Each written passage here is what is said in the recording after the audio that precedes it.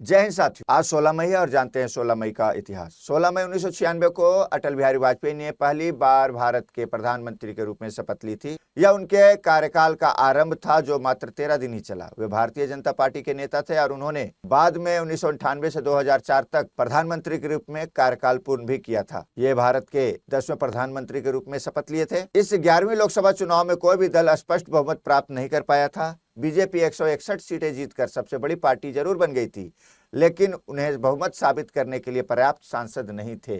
इस चुनाव में दूसरी सबसे बड़ी पार्टी कांग्रेस को 140 सीटें मिली थी, लेकिन उसने सरकार बनाने से इनकार कर दिया था क्योंकि उनके बहुत सारे घटक दल पहले ही अलग हो चुके थे। अटल बिहारी वाजपेयी 16 मई 1996 को प्रधानमंत्री का पद संभाला, लेकिन बहुमत साबित न कर पाए और इस्तीफा दे दिए। उसके बाद 1 जून 1996 को जनता दल के नेता HD देवेगौड़ा ने संयुक्त मोर्चा गठबंधन के बलबूते अपनी सरकार का गठन किया, लेकिन उनकी सरकार भी मात्र 18 महीने ही चल पाई। देवेगौड़ा के कार्यकाल में ही विदेश मंत्री रहे इंद्र कुमार गुजराल ने अगले प्रधानमंत्री के रूप में 21 अप्रैल 1997 को पदभार ग्रहण किया।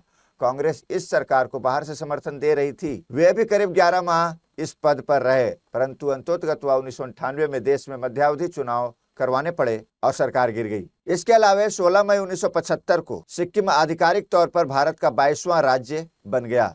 इससे पहले सिक्किम एक संरक्षित राज्य था, जिसका अर्थ था कि यह भारत के द्वारा नियंत्रित किया जाता था, लेकिन इसे अभी तक एक स्वतंत्र राज्य के रूप में दर्जा नहीं मिला था। 1975 में सिक्किम में एक जनमत संग्रह हुआ था, जिसमें लोगों ने भारत में पूर्ण राज्य के रूप में शामिल होने का समर्थन किया।